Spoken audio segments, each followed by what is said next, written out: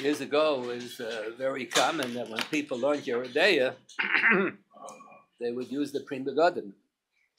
Pri Megadim has a commentary both on the Schachter and on the Taz. Has a commentary on Orach Chaim, also on the Taz and on the Magen Avraham.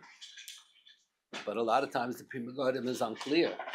So about 100 years ago, a little over 100 years ago, one of the Rabbanim in Europe wrote a commentary on the Pri Megadim. That's called Mishmer Shalom. Today, hardly anybody looks in the Pri Megadim, so you don't need the Mishmer Shalom. But the Pri Megadim is fantastic. So the same author who wrote the Mishmer Shalom, his commentary on the Pri Megadim, wrote two svarim that are both called Chaim Avroch on the Mishmer Shalom. They're both, one sefer is on Hilchas Avelus, alphabetically arranged, and one sefer is on the Dinim of Daled Minim, the Lulav and the Esther, everything alphabetically arranged. And he quotes everything that was available. Fantastic. He had 100 years ago. This thing, all the Kisvei Yad that were printed in the last 100 years, but he has fantastic likud. So I remember many years ago when Rabbi Gifter reached the age of 50, so they made him a little birthday party by the family, and he told the children that he made out a will, made out a tzavor. So one of his daughters-in-law made a comment. Why is he so worried he's going to die? He's only 50 years old. Why is he so morose? So I said, he's not morose. That's what it says in the poskim, that when you reach the age of 50, you should make out a will. And they base it on a remez from the posuk, Vishnasai Abel Azos, Toshuvu Ishal Achuzasai. It means something else. It means that Yom Kippur Shal Yovel, if you had to stay achuzim, you sold to someone else, and it's to stay mikneh, so when it comes Yom Kippur Shal Yovel, you get it back, Toshuvu Ishal Achuzasai. But it has an additional level of interpretation, B'derech remez, when you reach the age of 50, Toshuvu Ishal Achuzasai, you should consider the fact that you're going to return to your maker. You're not going to live forever, and you should make out a will. So I said it's just following what's said in the poskim. That after he passed away, so that's what it said in the will. It said if you have a shayla in Hilchas Avelus, you should follow everything that it says in the Sefer Chaim Avroch and the Mishmer Shalom. That's what it says on the tzavor. Everything is alphabetically arranged on the letter tzaddik. As tzavor, you should make the tzavor when you reach the age of 50. Tzavor is a din deraisa. So the Gemara says yes. The pasuk says, "Tisayena li shtei nashim, achas ahuva v'achas snua, v'yoldo laborim ha'ahuva v'hasnua, v'ya ben abchol ha'snua." So it says, "It's abchor ben hasnua yakir." You have to give pishnayim to the bechor. Hoy biyom hanchila. So it's biyom hanchila is part of Beis Hashielo. Biyom hanchila is banov. How do you mean? A person drops dead in a mela. The Yerusha goes to the Yerusha. One biyom hanchilo. Manchil the Yerusha, I don't do anything. Malach HaMavos takes my life, and the Mela, the money goes to Yerusha. So B'yom Hanchilo, so the Mishnah Kuf Lamed Ben Aleph, and Yesh Nechlin quotes the Tanoim, the Tana who darshans on B'yom Hanchilo. Torah Nostam Rishus Lav LaHanchil L'Chol Misha Yirtze. Torah gives the father the right to change the percentages of Yerusha. I have 9 children. I have 3 sons and 6 daughters. So the din is that the daughters don't get any Yerusha, and the sons divide everything up. My oldest is a girl, so I don't have any pchor getting pishnayim. None of the 3 boys is a pchor. So the millions of dollars that I'm going to have when I die is going to be divided 33 1/3 for each one of the sons. So I cannot make a tzavor based on the Chumash that the girls should get. The girls are not in line to get anything. I can change the percentages of the boys. Instead of 33 1/3 for each one, one of my sons is in business and he does very well, and he doesn't need my millions.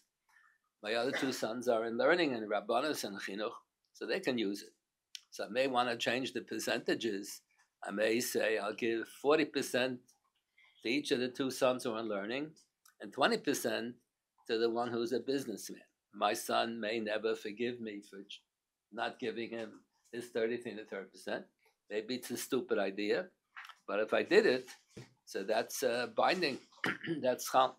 The Gemara just has a suffix and Daf Kuflam and Aleph Amid Aleph regarding this din deraisa that appears in the Mishnah Kuflam and Amid Aleph. Maybe Biyom Hanchilo Azbana means when he's about to die. Biyom Hanchilo Azbana.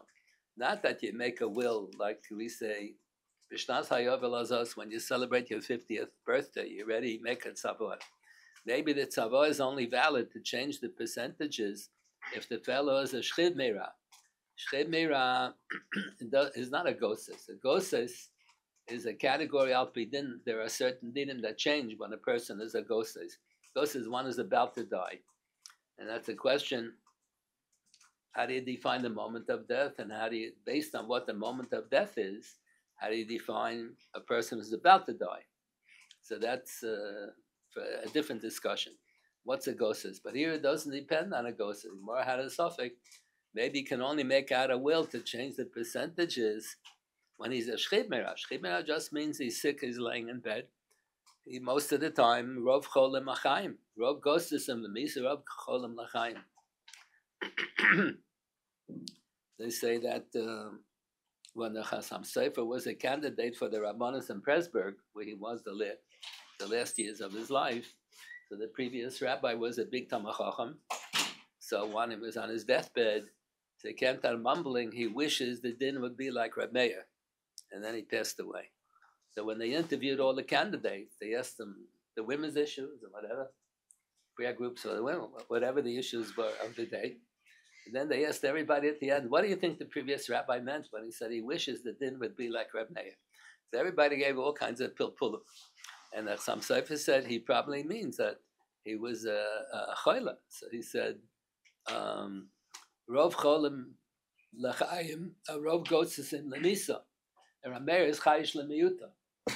Meir holds, even though the Rov is one, clearly the Rov is a Momei, Meir chayish lemiyuta. That's probably what he meant. He hopes he's going to survive. Rov gotzesim lemisa, he was a goses.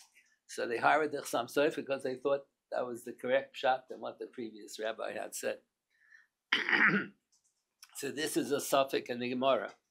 Can you, if you make a tzavah and you change the percentages when you're 50 years old, does that have any tokif? Does that have any validity? Maybe the Chumash means of the Yom HaChilas Banov means when he's a shchid meira and he's thinking of dying, he's sick in bed and he can't function, he's thinking of dying, maybe only then can he change the percentages.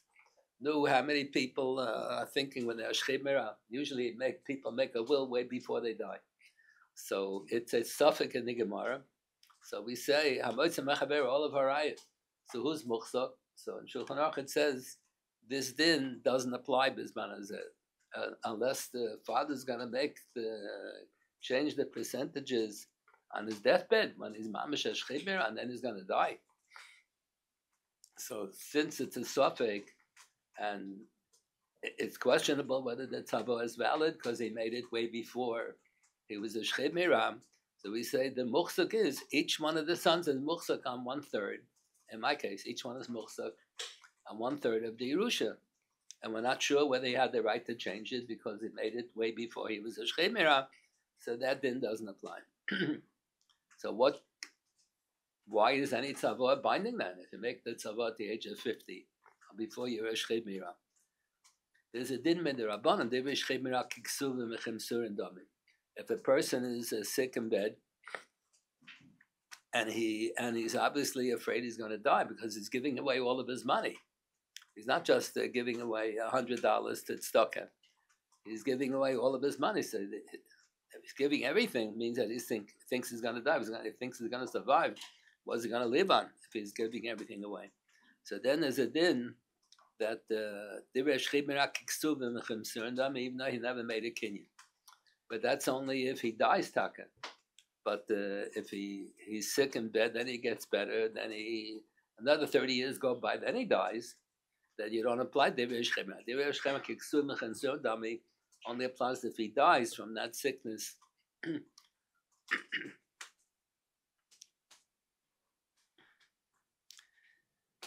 It's really, in a certain sense, according to the one side in the Gemara suffix, it's called the Tikkun Rabbanon Kain Deraisa Tikkun, all the Dinim Derabanan, a pattern after Dinim Deraisa. The building blocks of all the Dinim Derabanan have to be concept that exist on the level of Deraisa. So there is a din. There are dinim of Shchimera. There is a din Deraisa of Shchimera. According to one side in the Gemara, the ability of the father to make a tzavah is only when he's a Shchimera. So the Chacham took that concept of Shchimera and they applied it to Shchimera and made it Takana Derabban. Yeah. But Tosfos points out there's another din, there's a Machlokes Hataram. We paskin mitzvah l'kaim devri hames. It doesn't only mean it's a mitzvah l'chatchila, and if you violate it, nothing happened. No, mitzvah means that it's binding in dinim mammon. It's not just a mitzvah in your day. Mitzvah l'kaim devri hames, bezin would be koifer. So Tosfos in Gittin Daf Yud Gimel, in Bava Basra, there's a longer, very long Tosfos. Tosfos said there are kashas from all over Shas. If you really say mitzvah l'kaim devri hames, how come there's so many Gemaras that a person while he was alive, he left instructions what they should do after he dies with his money, and you don't apply mitzvah l'kaim devri hames. So Tosfos says you have to be restricted somehow. So the Tosfos in Bava Basra has a whole different bunch of suggestions. The accepted suggestion is the one that's quoted in Shulchan Aruch and Choshen Mishpat, that the din only apply if it's hushlesh m'tchila lekach. If I gave the money to a friend of mine, and I said, after I die, I want you to give this money to so and so. So hushlesh m'tchila lekach. Let's say I put away money in a trust account in the bank, even though it's revocable. I can always go to the bank and change my mind. Or over here, I gave the money to the next door neighbor to give to a friend of mine after I die. I can always ask the next door neighbor, give me back the money. I changed my mind. But Kozman that I didn't take it back. I gave the money to him in the first place for that purpose. Then the din of mitzvah l'kaim devri hames applied. But that's rarely the case. You can make such trust accounts, okay. You can put away money for each one of your children in a bank. And then if you change your mind, you can always revoke it. Okay, you can do that. But you need hushlish m'tchila lekach. That's the accepted opinion in Shulchan Aruch. Rab Chaim Ozer has tshuva in Achiezer. After Rab Chaim Ozer passed away, Rab Chaim Ozer during his lifetime published 3 volumes of tshuvas. After he passed away, they found additional tshuvas, and they put out a 4th volume of Achiezer in Bnei Brak. So there's a long tshuva there in Chelik Dalet that was printed posthumously, unedited tshuvas, and he has a lot about this. So he discusses people leave at Savoy. When I die, they should distribute money to tzedakah. So that was an old concept. More correct is people should give tzedakah while they're alive. They should wait till after they die to give tzedakah. But it's still considered a schus. So many had the practice to leave instructions that after they die, they should give big amounts of money to tzedakah. So the question is that binding? Mitzvah l'kaim devri hames only if hushlish m'tchila lekach. He never gave the money away. No one is holding the money. The money is in his savings account in the bank, but he didn't put it in l'chatchila for that purpose to give to tzedakah. He says, after I die, you should take out $50,000, give it to this yeshiva, that yeshiva, all of the yeshiva where I learned, where my children learned, where my grandchildren learned. You should give to that's Ani Ayircha, the institutions that the shul that I daven in, the mikveh that my wife used to use. You should support those institutions that you use. So the shayla is, why is it binding if it wasn't hushlish b'nchila l'kaf? So Chaim Ozer has a suggestion that there is a famous machlokes between Rabbi Yosef Karo and the Ramah. They lived in 2 different continents. The Ramah lived in Poland and Krakow. They were contemporaries, and the Rabbi Yosef Karo lived in Tzvat in Eretz Yisrael after the Spanish expulsion. His family had to run away from Spain, and finally they landed up in Eretz Yisrael in Tzvat. So they had a machlokes by correspondence. What do you say This rarely happens, but some people only go to shul 3 days a year, 2 days Rosh Hashanah, 1 day Yom Kippur. So the guy got an aliyah on Rosh Hashanah. He made a Mishad Berach, and he said he's going to give $100 to the local yeshiva. He said he's going to give $100,000 to the local yeshiva. Then he died before he had a chance to give the money. He's not going to come back to shul till next Rosh Hashanah. So he died in the course of the year, never gave the money. So the shaila was whether the children are mechuyev to give the money. So that was a machlokes Rabbi Yosef Karo and the Ramah. So Rabbi Yosef Karo held that the Gemara has a klal amirosa lagavoya kimsirosa lahedyadomi. When I want to give ownership of karka and metaltalim to another human being, the other person, you have to make a kinyan that it should belong to him. Because when you don't make a kinyan, it's not binding. The promise is not binding. So Rabbi Yosef Kara says that just like by Hegdish, there's a din. Amirosa l'gavakim sirosa l'hedidami. By Hegdish, you don't need a kinyan.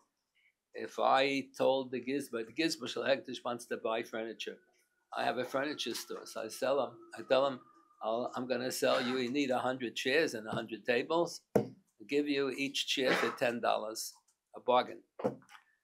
So even though he didn't make a kinyan on the chair, I promised him, I said, no, you don't need a promise. I said, I'm going to sell to Hegdish 100 chairs, 100 tables. Each one is only going to cost $10. I can't back out. That's Amirosa l'gavoya is binding. So that was a big machlokes whether that applies to tzedakah also. Gavoya means Hegdish. Maybe a shul is Gavoya, but shul is a Migdash Miyat. But it's tzedakah, you can't really say Gavoya. So the Ramah, this is not in Shulchan Aruch, this is in the Tshuvas of the Ramah and the Tshuvas of Rabbi Yosef Karo. So the Ramah wrote a Tshuvah to Rabbi Yosef Karo. He disagreed. He holds that Amirosa l'gavoya only applies to Hegdish, doesn't apply to tzedakah. And if the man died, he can't fulfill the neder after he's dead. He took a neder. But after he's dead, Mesim Chavshim, they're not mechuyev in any mitzvahs. They're not mechuyev to observe the neder tzedakah that they took. So nothing will be gained by giving the money to the tzedakah. So that was an issue here in the yeshiva, maybe 10 years ago. One of the students was a grandson of the man who took the neder on Rosh Hashanah to give a large sum to the local yeshiva. And then the grandfather died before he had a chance to make out the check. And the son, they happen to be in South America, I think. They live in South America. So the son was not so observant, and he didn't have yeshiva education. He didn't see what was so important about supporting the yeshiva. He didn't want to give any money to the yeshiva. But he didn't know that he's entitled to the whole Yerusha, that he doesn't have to share with his sister. So he gave half the Yerusha. The father left a fortune. I gave half the yeshiva, half of the Yerusha to his sister. And the sister's son was learning here in the yeshiva for smicha. Now he lives in Eretz Yisrael. So the shaila was whether is the neder binding. The grandfather died, he never paid it. Is it binding? And if it's binding, the brother gave money to his sister. Is his sister mechuyev to give half the money to tzedakah? Or she didn't get it, but Torah Yerusha. The son gets everything. So her brother gave her a matana. Does she have to tell her brother he wasn't mechuyev to give her this?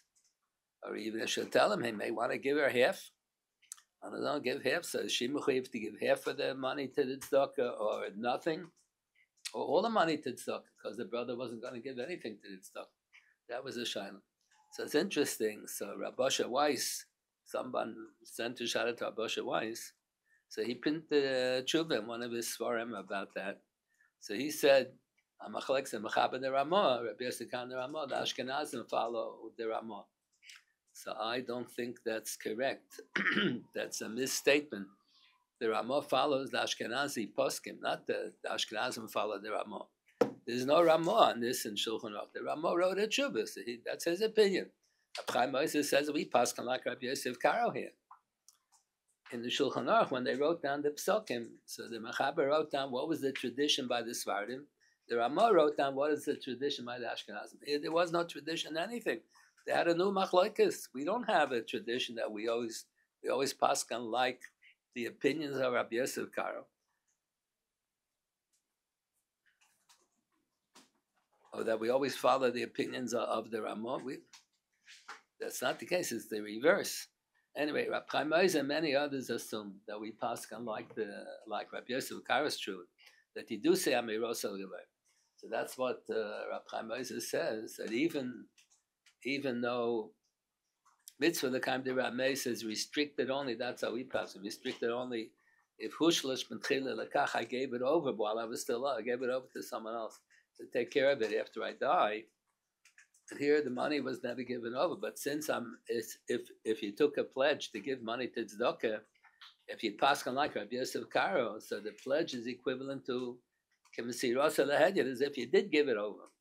So since it's as if you did give it over, so it's called hushlish b'tchila lekach. That's what the Reb Chaim Oizer writes. So that's usually the common practice, that people leave large sums of money. They should give tzedakah while they're alive, but they leave large sums of money to be distributed after they die. So in this Sefer, Chaim Eroch and the Mishmer Shalom, under Tzavoah, he has all the alikot of the Achronim. They say you should try to distribute the money before the Kvura. Sometimes that's difficult. You don't have access to the money so soon. But based on the past, Tzedek Lefon of Yahaloich, she tried to distribute the money before.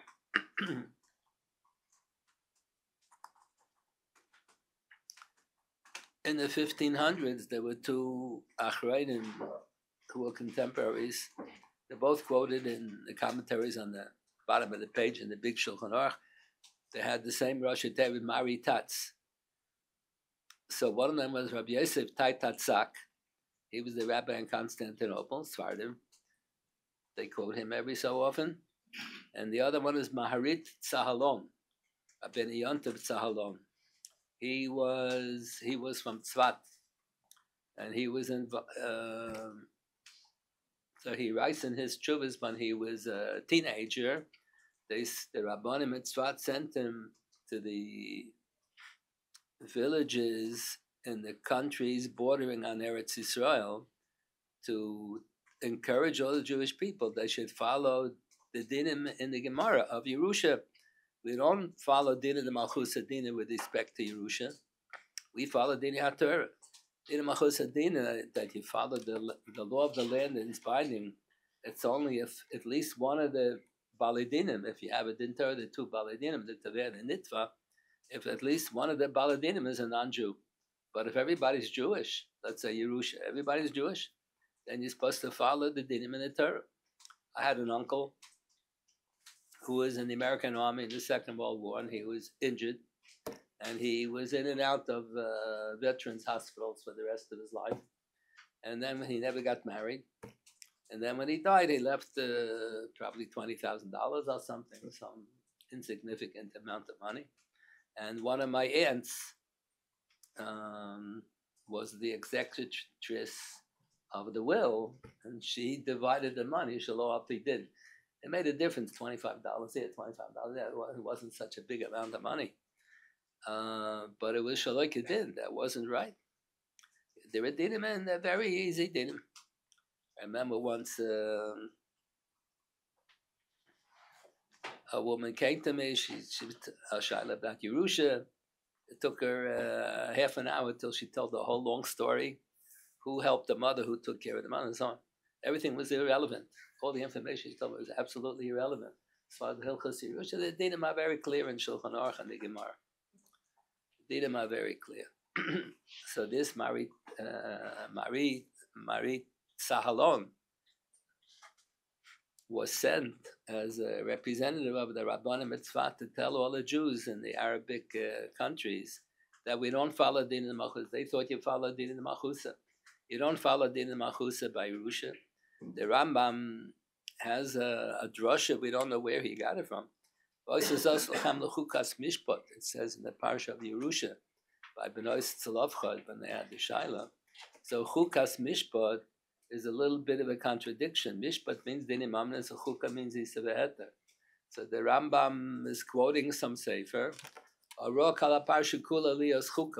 though Yerusha is a matter of dollars and cents, how much money I get, you get, who gets how much money, we treat it as if it were Isa v'Heter. They usually Masta Masha Kosav Atar B'Dav Shemamamit, B'Dav Shemamamit Tanoi Kayim, but Yerusha is treated as Isa v'Heter, and Masta Masha Kosav Atar, it doesn't work. So the Rambam writes it as if it's a medrash somewhere. We don't have such a medrash.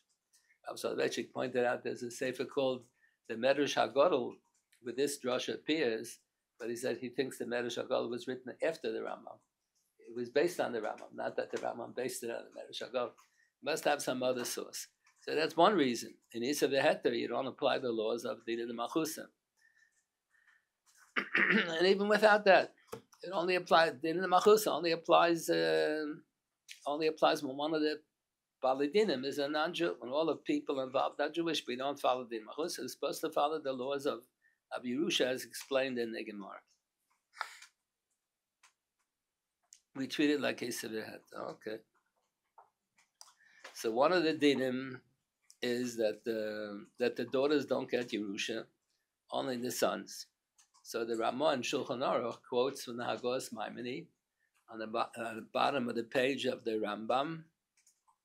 Those who are familiar with the Rambam, you have Maga Mishnah, the Kesa Mishnah, the Alecha Mishnah, Mishlam Melech, and the Migdalois. They're commentaries on the Rambam.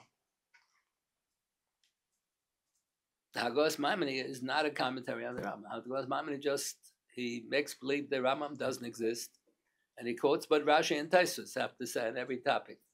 The Rambam's talking about Kiddush, he tells about Rashi and Taisus have to say about Kiddush. Sometimes they disagree with the Rambam. Sometimes they'll agree, they disagree. He just ignores the Rambam totally. It has nothing to do with the Rambam. So Hagos Maimoni writes, Hagos Maimoni is Talmud of the Maharam Rutmerg, the end of the Tkufas Balei HaTosfos, many generations of Balei HaTosfos. So the Hagos Maimoni writes that the girls feel that it's not fair that we're cheating them, that they don't get any Yerusha. So the parents should always see to it that they should give something to the daughters, that they shouldn't have this bad feeling. So the practice was for many generations that they would make a shtar chatzi zocher. However much money it's going to turn out, let's say I have 6 sons and no one is a bchor. So each one of the, I have 3 sons and 6 daughters. So each one is getting a certain amount of money. Each one's getting 1/3 of the Yerusha. So we should give the daughters not an equal share, we should give the daughters a chatzi zocher, half the amount that each one of the sons will get. So you have to divide it up in such a way that it should be a shtar chatzi zocher. They quote in the name of Rab Shlomo Zalman Oyer about that today. The women will not be satisfied with that just to give a shtar chatzi zocher. They still feel cheated. So it's a better idea to give everybody equal shares. It's easier. It's easier to make the calculations also instead of making a shtar chatzi zocher. So the question is, how do you arrange like that? Or let's say, strictly speaking, when you have a couple who is married, so if the wife dies first, the husband, that's a machlokes hatanoim, and a machlokes the Rambam and the Ravid, whether habal yerush isishta is a din deraisa, a din derabanan. May have an afkamina ledinim, we'll have to get to that. But the other way, if the husband dies first, there's no din that the wife yarshins.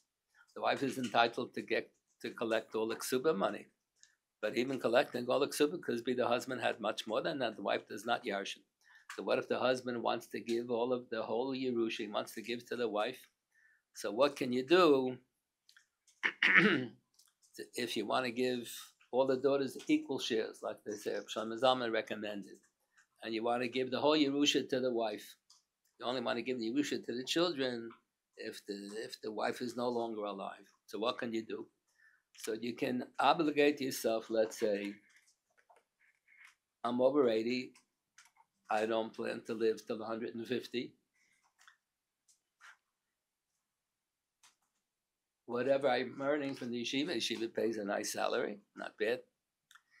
Whatever I'm earning, I'm not going to have $100 million when I die. So I can accept an obligation to give my wife $25 million. If we'll have any dispute in the marriage, she may bring me to it in Torah, give me my $100 million. So I don't want to obligate myself to give her the money now. I'll obligate myself to give her the money after I die. There's a din ein shtalach hamisa. You can't make any kinyanim that are only chal after you die. So how do you make such an obligation? So in Shulchan Aruch, the way the Ramah says is like this. Why not say, I obligate myself to such a thing as a kinyan lachalamid?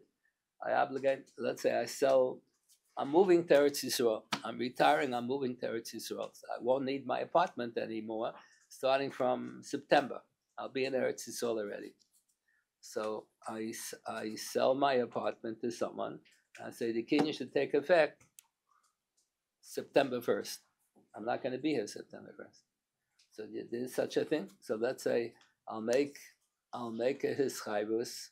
So if I say I obligate myself to give my wife $100 million or $25 million, I'm not going to have $25 million. I'm not going to have $10 million when I die. I'm not going to have so much money. But let's say if I strike it rich, whatever, so $100 million, I'm not going to have. So I obligate myself to give my wife $100 million, and the obligation should only, and we make kinyanim. I make a kinyan with the lawyer, the Jewish lawyer, and my wife doesn't have to know about it. What does she have to know? In case we're going to have an argument, so she's going to demand she wants all the money. So we don't tell her. So how can a Jewish lawyer make kinyanim on behalf of a wife? That's a din zochan adam shlev v'fanav. Why not? You're doing her a favor. So he says zochan li'adam, but I don't want it to. If she'll find out that I obligated myself, she'll clean me out now. So I say it should only take effect the day before I die. The chiyuv to give her the money should only take effect the day before I die. So that's a problem of ein breira. The Gemara says, let's say a couple was married, they have no children, so the wife is going to need chalitza, and the husband wants to give his wife a get, so she won't need chalitza. He has a brother who's a meshugana. He's going to give her a hard time, so he gives her a get. He gives her a get so she can't live in the same house. There's an isa yichud, so he gives her a get that should take effect after he dies, and get la hamisa. You can't do that. So he gives her a get. He said get should take effect the day before I die, or an hour before I die. The Gemara says that's a machlokas satanaim. If you hold ein breira usually means something else. Ein breira usually means, let's say I have two wives, they have the same name, and then I can't afford two wives. I don't earn so much money. Each one wants hats and matching shoes and matching pocketbooks and everything. I can't afford all that. So I realize after divorce one of the two, so I'll tell the Schachter, write a get, and that both wives have the same name. I'll decide in the course of the month after you write the get which one I'm going to give the get to. So that's called ein breira. When the get was written, you didn't know whether the lishma was for the older wife or the younger wife. So it's no good. Not only is that called an issue of breira, if you don't know when the get is being chal, the get is going to take effect an hour before I die or the day before I die. So you won't know till tomorrow. You won't know till an hour later that the get was chal an hour ago. It's also called ein breira. And we paskin with respect to dinim deraisa. The different opinions how we paskin. There's a long ran in the Dorim. The ran took over. When you learn the Dorim, you don't have to read the Gemara or the Rashi, the Suda Rashi, or the Taisus. Just read the ran. The ran quotes the Mishnah, the Gemara, and the Rashi, and the Taisus, and the Ramban, and the ran quotes everything. So the ran took over on the Dorim. So in the beginning of Perak HaShutvim, there's a very long ran on the topic of breira. And he quotes all the different opinions, and we pass on la halacha and Shulchan Aruch with respect to dinim deraisa ein breira, with respect to dinim derabbanan the yesh breira. That's the Gemara's hachra. So with respect to dinim deraisa ein breira. So you can't make such a get. The get should take effect the day before I die. Or he's going to say, I obligate myself to give my wife $100 million. The obligation should only take effect the day before I die. You won't know till tomorrow that it was held yesterday. So the Ran in the Dorim has an exception to the rule that the Ramah is using. He says if it's only a detail, it's not that when is the get going to be chal, when is the his chayv is going to be chal. So if I say I obligate myself to give my wife today $100 million, but only the schus gvia, she shouldn't have the right to collect it till the day before I die. That's a detail. That's a very important detail, but it's only a detail and the big his chayvus. So that we say yesh breira. You only say ain breira on the main thing. If the get is written, you don't know whether it's the older wife or the younger wife. They both have the same name, Rocha Bas Elio. So then you say ain breira.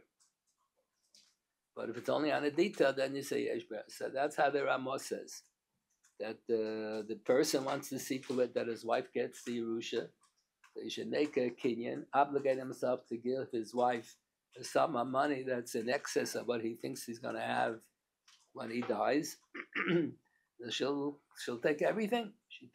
There's no room for Yerusha for the children, as far as you have to pay up the chayvus of the husband. Or if it'll turn out the wife will predecease the husband, and then he wants to give the daughters an equal share with the sons. Today, if you're just going to give chatzi zachar, the daughters are going to be unhappy. They'll never forgive the father, even though each one of them is making a good living. They're making more than the father ever made. They'll always feel bad about the fact that the father gave much more to the son than he gave to the daughters, if it's the father's fault. That's what it says in the Chumash. That's why they say, Shlomo Zalman recommend you should give an equal share to the daughters. So the way to do it is to obligate yourself to give. If the husband will predecease the wife, in that case, the husband makes kinyanim with the lawyer, Jewish lawyer. He can be zeicha on behalf of the wife. He's kind of his husband obligates himself to give $100 million to the wife, but only the schus gvir should only be the day before he dies. And he make a kinyanim to give each one of the children an equal share. Each one of the sons and the daughters, each one should get an equal share. So there won't be any bad feelings. If there is a bchor, so this thing, the Chumash says you're not allowed to cheat the bchor. You have to give the bchor pishnayim. So it says you give the bchor pishnayim b'chol she'yi motzei lo. What does it mean? B'chol she'yi motzei lo. So the Gemara says the bchor only gets pishnayim b'muchzak, not b'ra'ui. What is muchzak? What's ra'ui? Let's say for argument's sake, you have Avraham, Yitzchak, and Yaakov, a grandfather and the son and a grandson. So let's say for argument's sake, Yitzchak dies before Avraham Avinu. That's not what happened. Let's say Yitzchak died before. Yitzchak was a multimillionaire. So Yaakov and Esav are dividing the Yerusha. Let's say Yaakov is the Bchor and Esav is the Pashut. Yaakov gets 2/3 of what Yitzchak has, and Esav gets 1/3. But then Avraham Avinu dies afterwards, so Yitzchak didn't have that. Yitzchak Yarshan's bekever. Yitzchak dies before Avraham. So when Avraham Avinu dies, then Yitzchak Yarshan's bekever. So that's called Ra'ui. He didn't own that money during his lifetime. He only got it Birusha after he died first. So Nichse Da'avua Da'abo, the property that belonged to the grandfather that the son only got later after the son died, the Bchor doesn't get Pishnayim on that. Not only is that's all the Tanoim agree that that's Ra'oi, and the Bchor doesn't get Pishnayim on Ra'oi. But there's a Machlekes HaTanoim, Rebbe and the Chachamim. What if there was a halvah? Let's say the father had a lot of money. He lent out to a lot of people money. And then the father dies, and he never collected all the halvos. Everybody comes to be Menachem Babel in the middle of Shiva, and each one brings a check to pay back all the money that he borrowed from the father. So that's a machlekes hatanoim. We paskin that a milveh that wasn't collected during the father's lifetime is also considered roi, and the bchor doesn't get pishnayim on that either. So on that assumption, the bchor doesn't get pishnayim. So the shad is, what about if the father had money in a savings account? If the father had money in a safe deposit vault, the money is sitting there. So that's a pikod. So that's called muhsik. The bank is holding the cash for the father. But people don't leave large sums of money in a safe deposit vault just to sit there. They put it in a savings account. In a savings account, the money doesn't sit there. It's a halvah to the bank, and the bank promises to pay ribis. So it's a halvah to the bank, and you didn't collect it till after the father died. So that should be ra'ui. So that was a shaila that was presented to the Nodi Behuda. The one who sent the shaila was a big Tamachacham. The one who sent the shaila was of the opinion that ra'ui, Gemara has svaras like that. Maybe halvah is considered ra'ui. Maybe it depends whether you lent the money to a Jew, you lent the money to a non-Jew. Maybe there's a difference. Which way should there be a difference? Which direction is called muhsak, which direction? So the Rashbam on Yesh Nechlin, so the Pashup Pshat is, if you lent it to a Jew, you're more secure that you're going to collect it. Lent it to a Nachri, he may never pay you back the money. So the Gemara had a svara to think that maybe if you lent it to a Jew, it's called muhsak, lent it to a goy, it's called ra'oi. There's another gears in the Gemara that is the opposite. If you lent it to the goy, you'll be more secure of collecting. How can that be? So the Rashbam says that doesn't make any sense. So I think the Or Sameach has a pshat on that Rambam, that the pasuk says, it's in one of the haftarahs, that Isha Achas min Ishei Hanavim came to Elisha Hanavi. Her husband was Avadia, and he had borrowed a lot of money to hide out the Nevi'im, the Bnei HaNevi'im, from Achav and Izebel.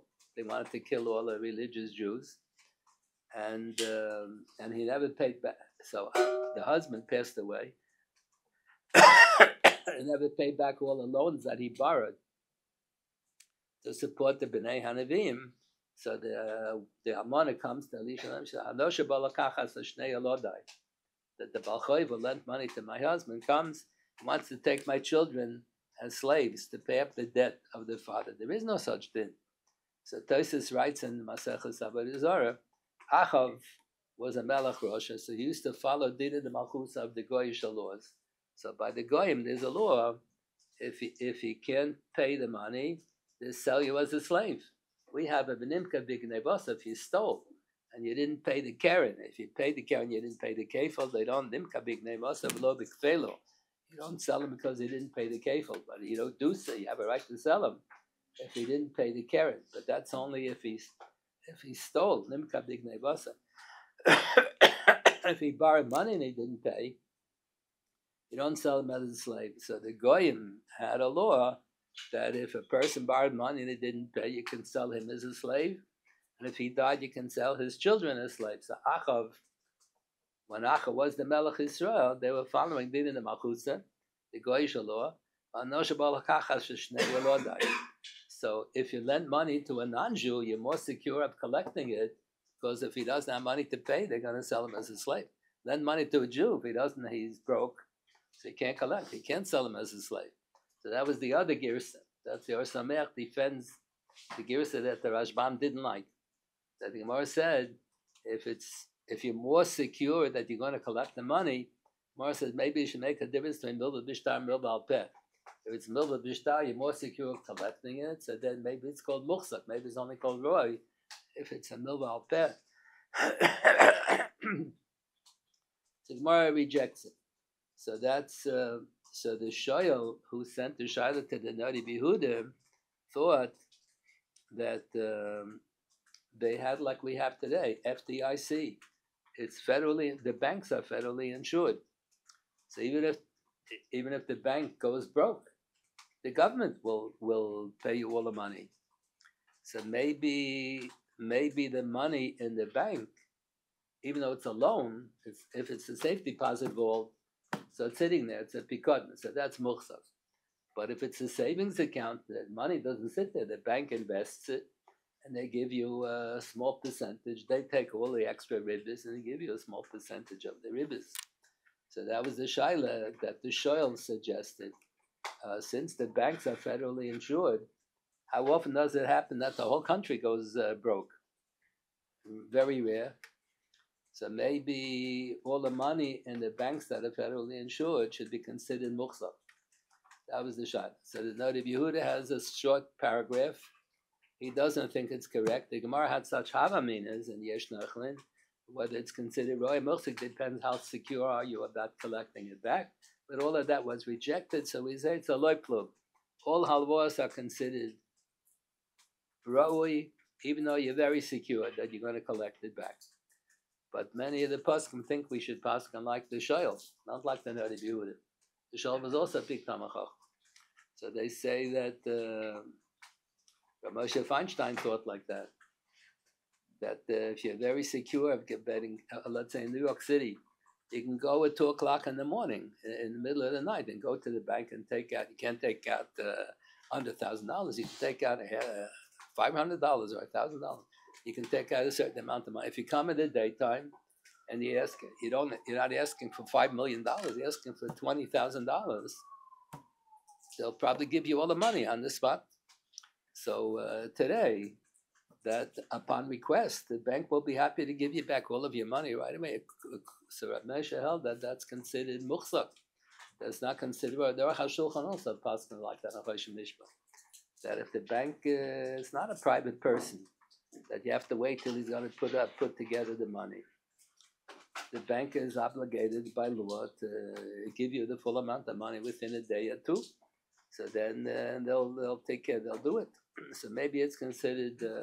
That's the question, whether that's considered roy or muhsar, and that's relevant to Pishnaim. The Pchor is only entitled to Pishnaim, and muhsar not roy. And then the Mishnah says also, the Gemara says, Habal Yerush Ishtoi only applies to muhsar and not to roy. What does that mean? Let's say a person was married and the wife dies, and after the wife dies, then her father dies. And the father only had daughters, he didn't have any sons. So the daughter who predeceased her father, the daughter Yarshins bekever the money from her father. But the husband died, the wife died before the husband. So they're not married anymore. So that's, of course the husband doesn't Yarshin Beroi. He doesn't get, if the wife only gets the money after she died, she's not married to the husband anymore.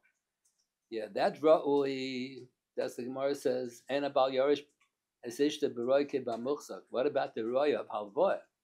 What about the wife had the money and she lent it to some, wife has her own bank account and she lent the money to someone else. So by Pchor, by Pishnai, we pass on the two kinds of Roy. Let's say the father bought a sweepstakes ticket and then the father dies, and after he dies, then they have the lottery, the drawing. It comes out that the father's ticket wins. So he didn't have that money during his lifetime.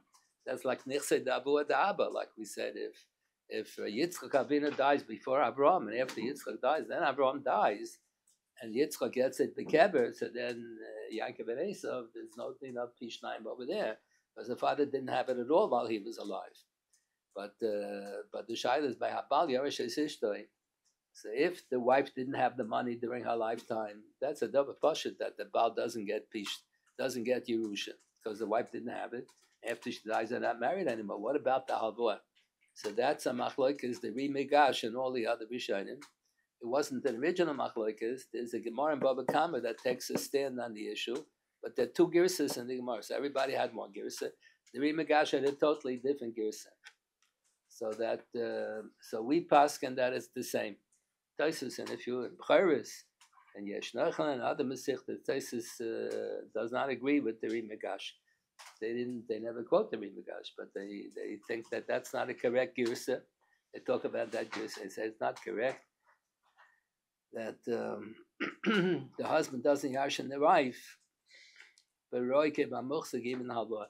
So that was a Dintura many years ago. I remember the first time I visited Eretz Yisrael.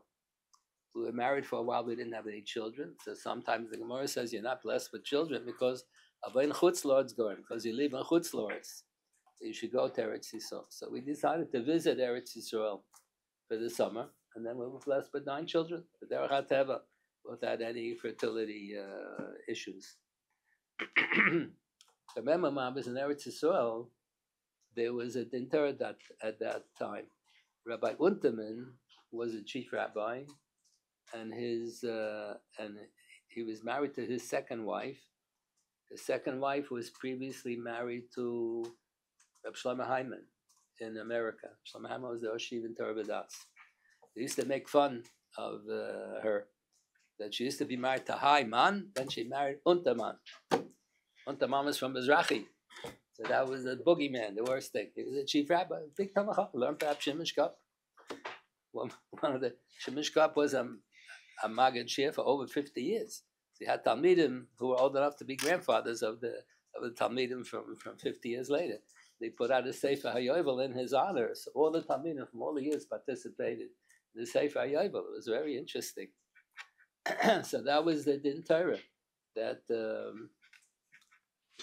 Rav Unterman's wife passed away, and he felt he was entitled to the Yerusha, but all the money was in bank accounts.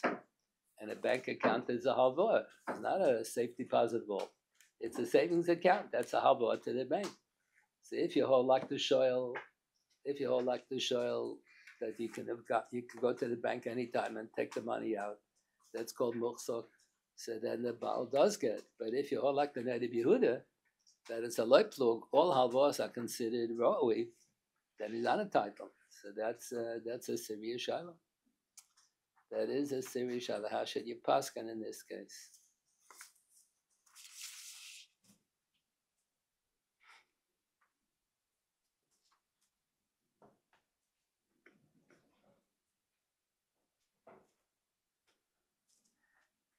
And this regarding there's an interesting Beshmuel and Even Ha'ezer. There's a separate siman, I think siman ayin, and Even Ha'ezer about Habal Yorish Asishtoi. So we sometimes have a din if a person is muchzak on the money, and there's a machlokes poskim whether he's muchayiv to pay the money to someone else. Then we say ein hoch b'mamen achar harov. If you have a bezdin and they're poskening, and it's a split vote 2-1, so that's the pasuk acharav lahatas. You don't say in hoch b'mamen achar harov. The miyut is kimisha eina. That's the Chumash says you go basarov, and the psak is considered if the whole bezdin gave a psak. But what if it's not a bezdin? You have poskim, different poskim. So all of the Rishonim had one girsa the Gemara. The Rimagash has the other girsa. So let's say the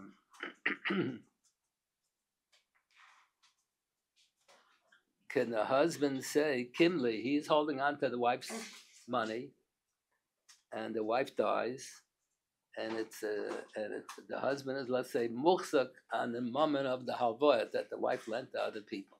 He happens to be muchzak on the money. Can he say, Kimli kahari bigash, that this is not called ra'ui?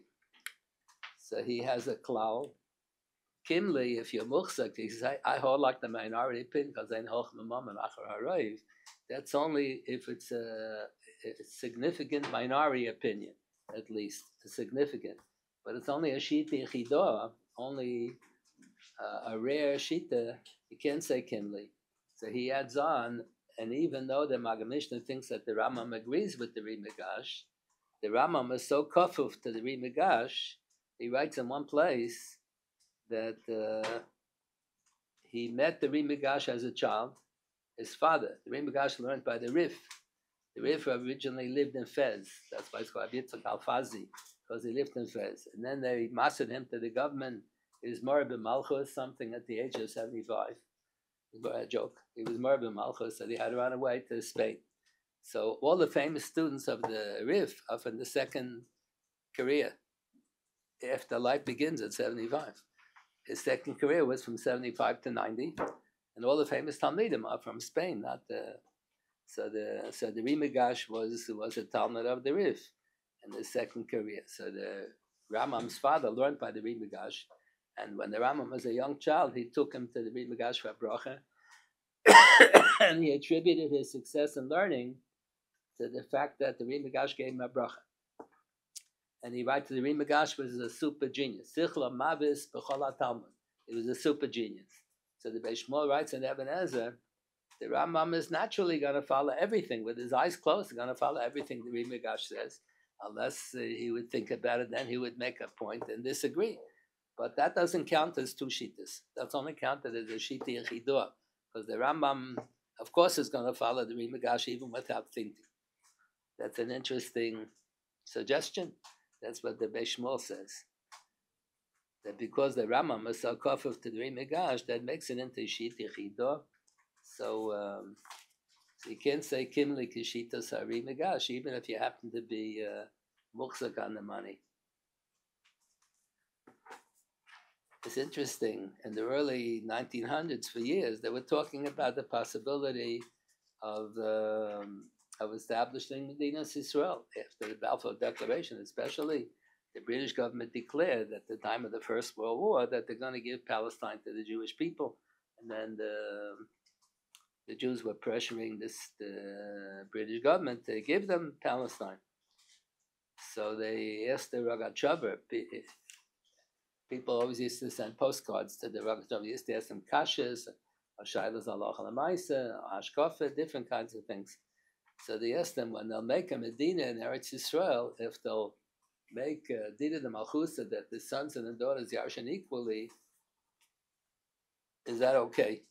Does the government have a right, if you have a Jewish government, that they have the right to make such a law to maintain peace, that it shouldn't be a discrimination between the men and the women? So the Rogatchover has a whole attack against that. He quotes the Gemara that was at the beginning of the Christian movement. That was one of the first things that they introduced, equal rights for the women, that the sons and the daughters yarshin equally, and they had a taina against the rabbis, as if the rabbis made it up. It's a pasuk in Chumash. When there were sons and daughters, the sons get the Yerusha, the daughters don't get. So as if the rabbis did this. That's what it says in Chumash. So he says, you're not allowed to make such a din in the Malchusa. That's scandalous. Because that was the beginning of in the early years, the Christians davened just like the Jews. Everything was the same. The early Christians were all Jews. The only difference was that they had the attitude that the family that prays together stays together. So they didn't have a separate section for Ezra's Nashim. Had the men and the women were sitting together. And they said that was one of the titles they had. You have to give equal rights to the women. So the Rogatchover thinks that that's scandalous, that we should have a Jewish Medina, and Eretz Yisrael and Jewish Medina should follow the Christian practice to have the sons and the daughters yarshin equally. That's terrible. There's a tshuva by Rebbe Kivega that Poskim quoted in Pischei Tshuva and Choshen Mishpat. Rebbe Kivega writes, if the children know what the father wanted for Yerusha, even if he didn't make these kinyanim, they know that the father wanted to give the daughters an equal share to the sons. He just never got around to making these kinyanim. So that's a din of kibbutz av, to do what even if they didn't make a legally binding document with kinyanim with zachal adam shleifano and so on, the whole story. If you know that that's what the father wanted, that's kibbutz av. Yeah, the thing is that though we know families that are ripped apart, they're fighting forever for years and years about the whole Yerusha. They spend more on their lawyers' fees fighting each other, and they don't live in peace and harmony together because they're all fighting for another dollar. So wherever they'll win more, either they'll win in Din Torah, they'll win in a secular court, they'll go to the place where they'll win more. That's not right. You should go for a Din Torah. You should follow what the din is. So Rabbi Kivega raises an issue that the Gemara has a shayla, and the Gemara says kibbutz av is mishalav v'lo mishal bein. Let's say my father says, I'd like to go visit Eretz Yisrael. So I say, okay, give me a credit card, and I'll buy a ticket, and I'll arrange for a hotel room, and I'll arrange for transportation to the airport, and so on. He says, no, your credit card, you're mechuyev and kibbutz av. So the Gemara says, if my father has money, kibbutz av is mishalav v'lo mishal bein. The son is mechuyev to make the arrangements, to spend time. But he's not mechuyev to spend money from his own pocket. If the father doesn't have money, then it's a different story. Maybe then the son, there's a din kedima. The tzedakah, if you're giving tzedakah, the father doesn't have anything. There's a din kedima to the father over strangers. But if the father has money, then kibbutz av is mishalav v'lo mishal bein. So that's what some said. What do you mean kibbutz av? My father wants to give equal share to the daughters as to the sons. So he's taken away the money from the sons and giving it to the daughters. So that's kibbut mishal bein. The bein is not mechuyesh. Rabbi Kibega said that's not true. That's kibbut mishalav. Now the father owns all the money. The son doesn't own anything. The father's still alive. So that's mishalav. That kibbut is mishalav. He has a right to say where his money should go after he dies. Yeah, Rav Moshe Feinstein has a very, very surprising tshuva. My impression is it was not accepted. Many did not accept the tshuva. That he says, "En kinya lachamisa" means like this: I plan to move to. I'm retiring, and I'm moving to Eretz Yisrael sometime in the near future. But I'm not going to be here September 1st. I'll sell you my house, and the sale I tell you today. So the house should take effect on September 1st. Then I die in July. So who did the house belong to in between July and September? It didn't belong to me. So how does it go? It went to the children. It went birusha to my children. Then all of a sudden goes from the children to you.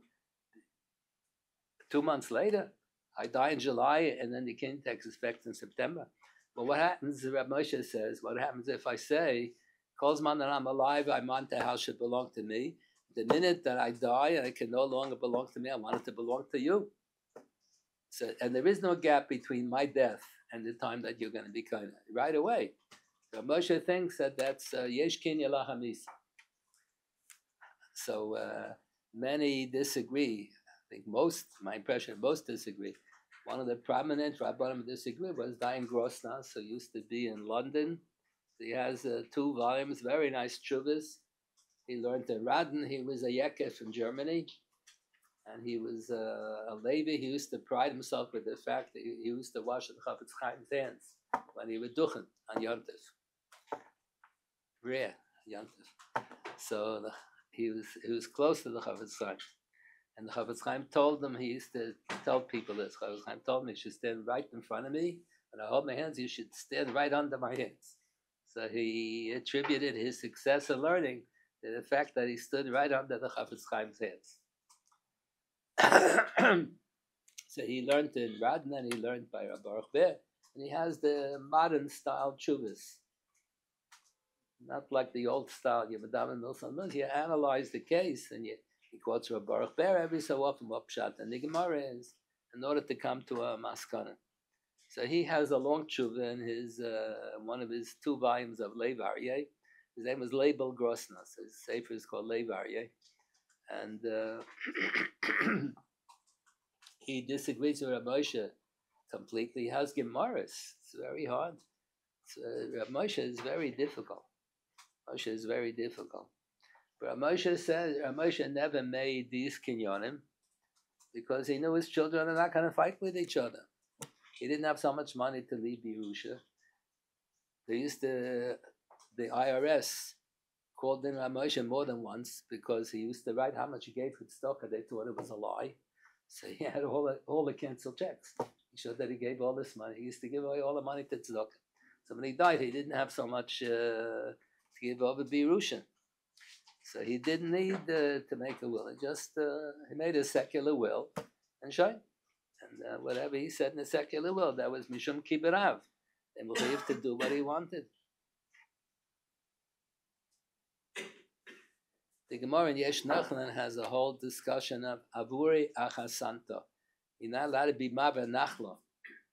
The Gemara says that there was one of the Tanaim, Yosef ben Yoezer, was one of the Zugas. And he had a son who wasn't interested in becoming a Tana. The son used to lick tefillin every day. He was a nice balabas. He made a parnasa shine. So Rabbi Yosef ben Yoezer was so upset why the son wasn't interested in learning. So he gave away all of his, how much money did he have? The $25 that he had. So the Yosef ben Yoezer donated, he lived his manabais. Gave all the money he gave to the Beis Hamikdash. The other Tanaim said, you're not allowed to do that. His son is not a Russia. If the son is going to marry a Bachris, is it not going to be a Shem Shabbos? Okay, so there's no Issa to be, the question whether there's an Issa to be Mabed Nachla in such a case. But if the son was a nice religious balabas, so they pleaded with Yosef ben Yosef, it's not right. They didn't listen to them, so they said that he violated the din. You're not allowed to be mabanachla from your child, and you're not allowed to sign. You're not allowed to be the lawyer to fill out the document. You're not allowed to be one of the witnesses to sign on the document. Shouldn't help out anyone who wants to be mabanachla. And even if the children are not so observant, maybe they will have their own children who will be observant. Goes in phases. So the Gemara is very upset about being mabanachla.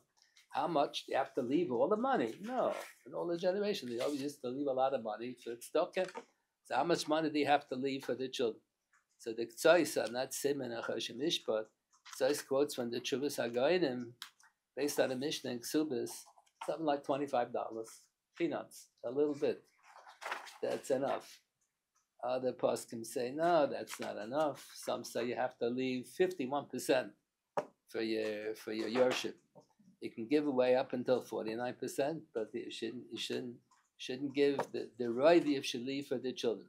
The Moshe paskins like the Chasam Sofer. It's all in the Pischei Tshuva. Moshe paskins like the Chasam Sofer. You have to leave a significant amount for the yorship. It's not $5. And it's not 50. It doesn't have to be 51% roiv. Some significant amount. So when Moshe wrote the tshuva, that was many years ago, so he said you should leave $10,000 for each one of the children. $10,000 today is peanuts. You can buy a cigar for $10,000. What can you buy with for $10,000? Not too much, but you have to leave some significant amount.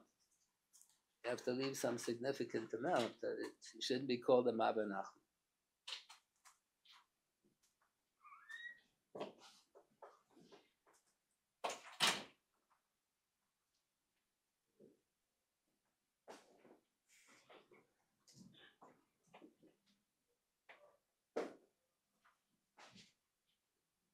Okay. These are the topics. I think the list of Marmakaimis is available online somewhere. Good. That is it. We covered the whole topic.